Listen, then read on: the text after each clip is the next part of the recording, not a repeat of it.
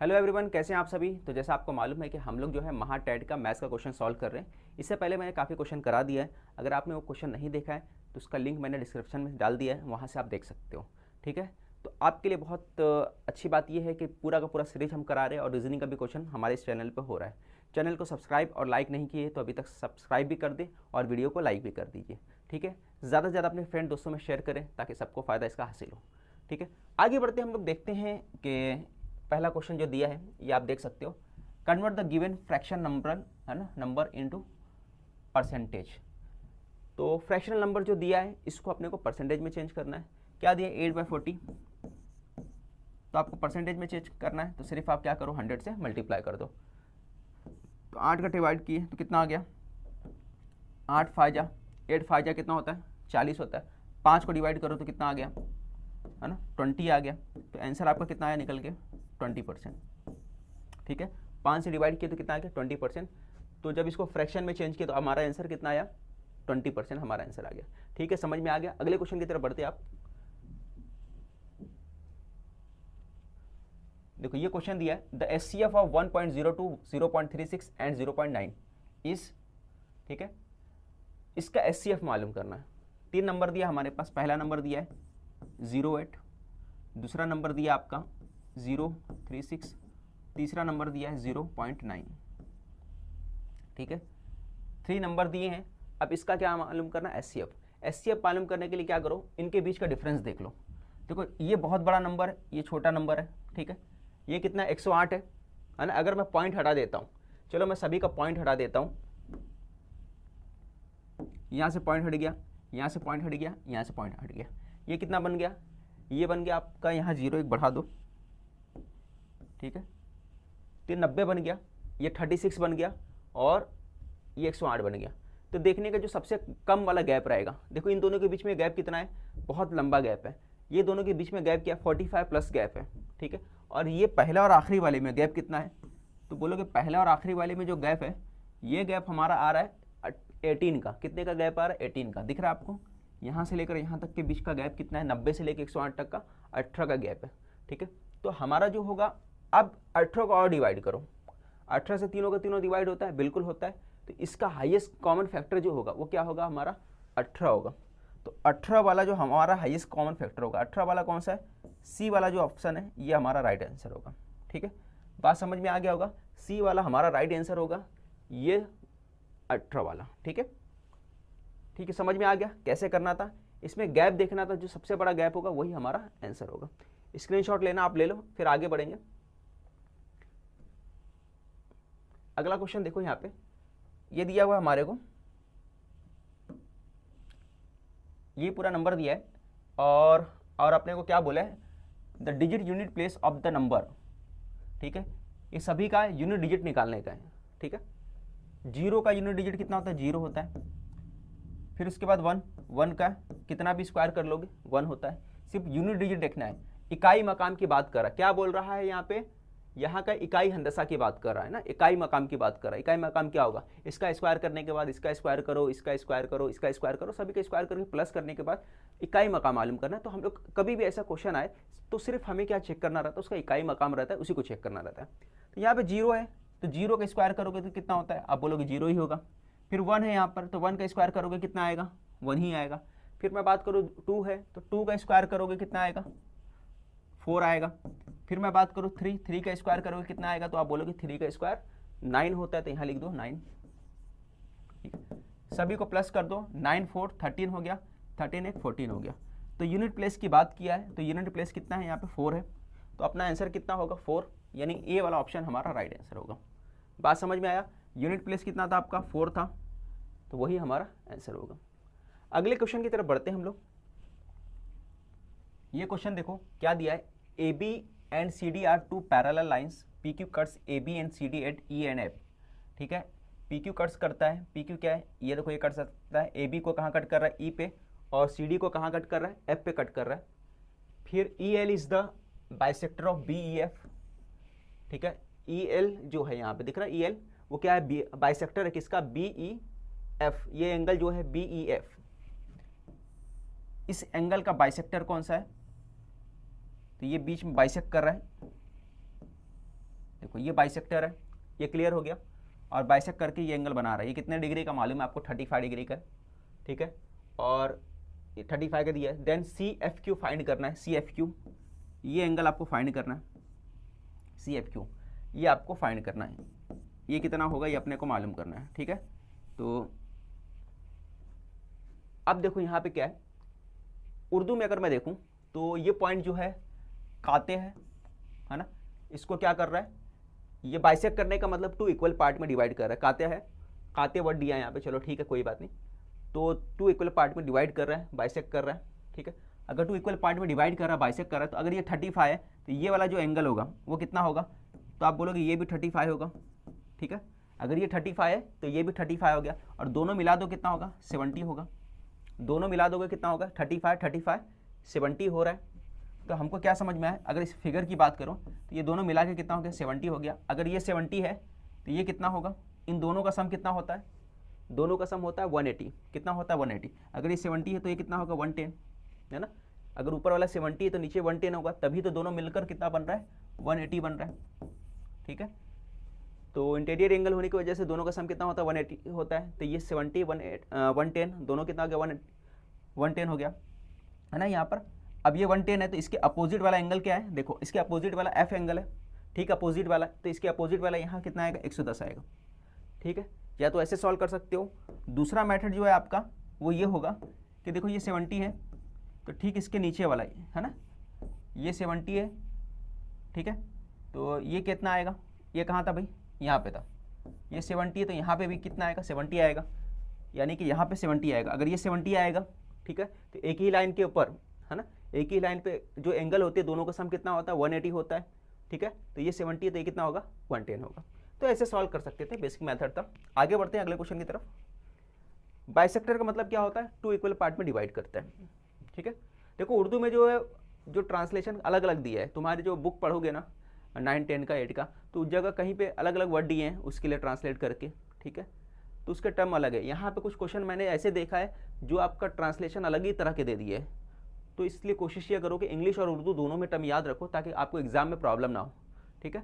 नहीं तो ऐसा होगा कि आपने उर्दू में वर्ड कुछ और पढ़ा, यहाँ पे कुछ और दे देगा तो आप कन्फ्यूज हो जाओगे। यहाँ पे देखो, if one of the angle of triangle is greater than each of the 2 remaining angles by 45 degree, ठीक है, then find the angles of triangle. तो एंगल ऑफ ट्राइंगल फाइंड करना है। क्या बोला है? एक जो एंगल है बाकी दो से कितना ज़्यादा है? 45 ज़्यादा है।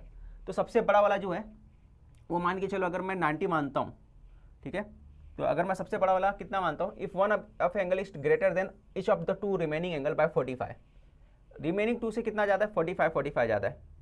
तो अगर इसको 90 मान लो तो देखो ये पॉसिबल है, इससे 45 ज़्यादा है और इससे भी 45 ज़्यादा है, ठीक है। अगर इसको 90 मान ली, सबसे बड़ा वाला ये हो गया, तो इससे भी 45 ज़्यादा है और इससे भी 45 ज़्यादा है।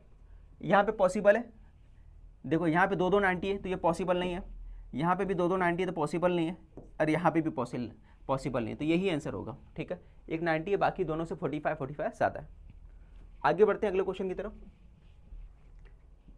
अब देखो ये पढ़ लो सेंटेंस क्या लिखा हुआ है। एक मखसूस मुबल्लिग रकम पर मुनाफा जो है 6/1/4 साल के पूरा होने पर 8/3 मुबल्लिग के वक्त का था। अब क्या क्या वर्ड दिया मुझे तो खुद समझ में नहीं आ रहा है। सूद मुबल्लिग क्या दिया है, ठीक है, इंग्लिश में देख लेता हूँ। The interest on the certain sum of the money at the end of 6/4 years, ठीक है, टाइम दे दिया है 6/4 years was 3/8 times of the sum itself, है ना। तो जो सम था, जो सम यानी कि प्रिंसिपल जो होता है ना, प्रिंसिपल जो अमाउंट था उसका क्या था? 3/8 times. What rate percent was charged, तो व्हाट रेट परसेंट चार्ज, तो रेट परसेंट चार्ज कितना किया गया वो मालूम करना है, ठीक है। यानी कि अगर मैं इसको समझाता चलूँ तो मैं फार्मूला से आपको समझाऊंगा। फार्मूला क्या होता है? एसआई का जो होता है ना, जो सूद होता है ना, मुफर्रद सूद, ये हो गया एसआई, सिंपल इंटरेस्ट, जिसको इंग्लिश में बोलते हैं सिंपल इंटरेस्ट, ठीक है। सिंपल इंटरेस्ट इंग्लिश में बोलते हैं, शॉर्ट में एसआई, उर्दू में क्या बोलते हैं? मुफर्रद सूद बोलते हैं, ये आपको मालूम होगा। अब फार्मूला क्या होता है? PRT होता है ना, और अपॉन 100, ठीक है। अब P यानी कि प्रिंसिपल, और मेरे ख्याल से उर्दू में इसको असल जर बोलते हैं। फिर भी अगर कोई दूसरा वर्ड होगा तो कमेंट जरूर कर देना। P यानी प्रिंसिपल हो गया, R यानी रेट हो गया, ठीक है, आर का मतलब रेट हो गया, रेट यानी मेरे ख्याल से उर्दू में शरह होता होगा, है ना, आर यानी शरह और टी यानी टाइम हो गया, ठीक है। तो मैं यहाँ लिख भी देता हूँ, अगर गलत मैंने बोला होगा तो आप ज़रूर से नीचे कमेंट्स कर देना।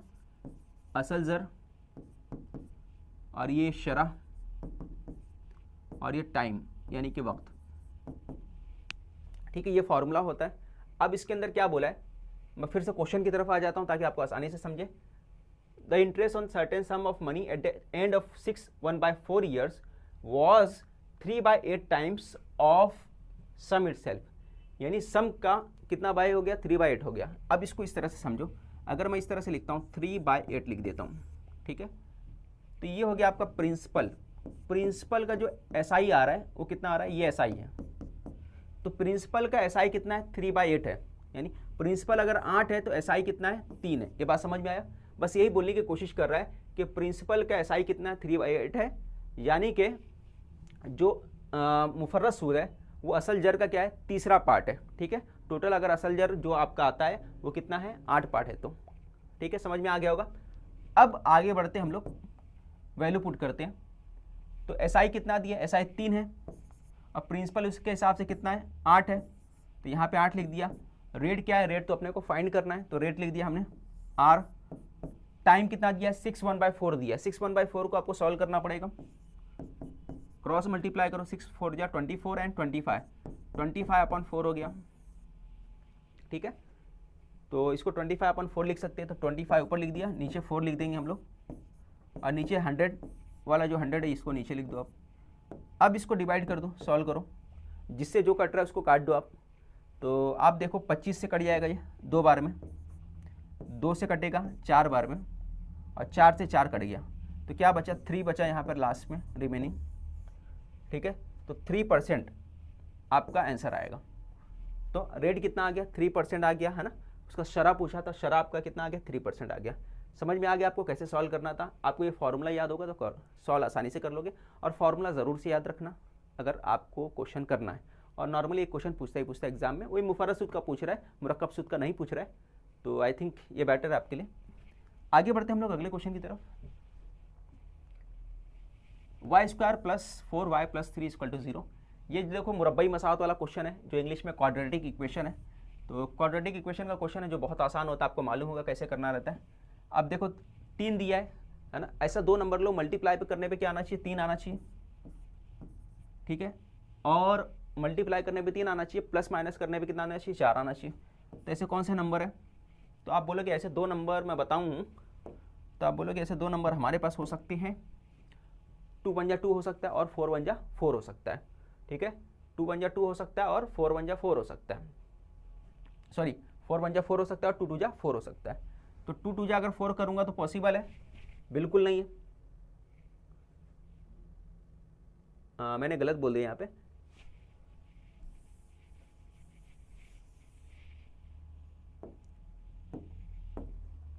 देखो ये क्वेश्चन जो है आपका दिया हुआ है, ये क्वेश्चन जो है आपका क्वाड्रेटिक इक्वेशन का है, उर्दू में बोले तो मरब्बाई मसावत का है, ठीक है। तो मरब्बाई मसावत के हिसाब से सॉल्व करना है। आपको कैसे सॉल्व करना आपको मालूम है, ऐसे 2 नंबर लेना है जिनका मल्टीप्लाई करने पे 3 आना चाहिए, और प्लस माइनस करने पे कितना आना चाहिए, 4 आना चाहिए। तो 3 किसके टेबल में आता है, 3 तो 3 के टेबल में आता है, ये आपको मालूम है, 3 × 3, ठीक है। तो 3 × 3 किए तो कितना आ जाएगा, 3 × 3 किए तो मल्टीप्लाई करने पे 3 आ रहा है, और दोनों का प्लस करोगे तो कितना आ जाएगा, 4 आ जाएगा। तो आंसर देखो, आंसर क्या आएगा, दोनों प्लस प्लस है तो उसका उल्टा आंसर आएगा, ये जो प्लस प्लस में, तो आंसर क्या आएगा, आंसर आपका -3 और -1 आएगा, ठीक है। तो जो भी यहाँ पे आता है आपका, ठीक है, जो 2 नंबर आते हैं उन नंबर का क्या करने का, अपोजिट ले लेने का, उल्टा ले लेने का, तो वो हमारा फाइनली आंसर बनता है। तो इसका आंसर आएगा -3 और -1 आएगा, ठीक है। आगे बढ़ते हैं हम लोग अगले क्वेश्चन की तरफ। In what proportion water be mixed with spirit to gain 12.5% by selling it the cost price? Cost price पे बेचने के बाद भी कितना प्रॉफिट हो रहा है, 12.5 का प्रॉफिट हो रहा है ना, 12.5% का प्रॉफिट हो रहा है। 12.5% का मतलब कितना होता है, 12.5 का मतलब होता है अपॉन 100। 100 का ये परसेंटेज हटाओगे तो कितना आ जाएगा, नीचे 2 जीरो आ जाएगा, ठीक है। परसेंटेज हटाए तो नीचे 2 जीरो आएगा। फिर उसके बाद अगर मैं यहाँ से पॉइंट हटा देता हूँ तो यहाँ पे क्या आएगा, 1 जीरो और बढ़ जाएगा, ठीक है। किससे डिवाइड होगा, 25 से, 25 से डिवाइड कर दो आप, 5 टाइम्स में गया और ये गया 4, 40 हो गया, 5 से डिवाइड करो, 5 8 जा गया तो 1/8। तो क्या बोल रहा है, किस तनासु में मिलाया जाए। तो स्प्रेड अगर 8 पार्ट है तो 1 पार्ट अगर आप उसके अंदर क्या मिलाओगे, वाटर मिलाओगे, तो मिलाने के बाद कॉस्ट प्राइस पे भी बेचोगे तो क्या होगा, 1 पार्ट का फायदा होगा, यानी 1 और 8 का रेशो मिलाना है आपको, 1 और 8 का रेशो मिलाना है। ठीक है, क्वेश्चन समझ में आ गया, ये फाइनल आखिरी क्वेश्चन था। यहाँ पे हम लोग आज का सेशन एंड करते हैं, अगले लेक्चर में फिर से मिलेंगे और कोशिश करेंगे अच्छे से अच्छा क्वेश्चन लाने का। ठीक है, तो फिर मिलते हैं अगले वीडियो में।